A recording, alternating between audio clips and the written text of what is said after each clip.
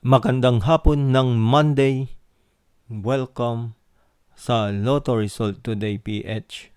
Narito ang mga resulta para sa 2 p.m. draw, August 24, 2026.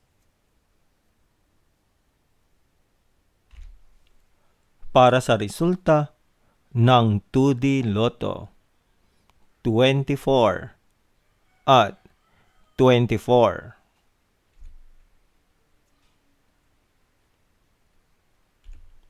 Heto naman ang summary ng resulta ng 2D Lotto kahapon.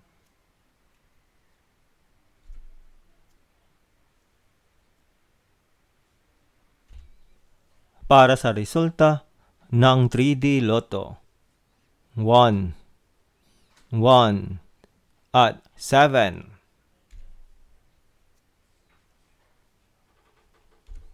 Heto naman ang summary ng resulta ng 3D Lotto kahapon.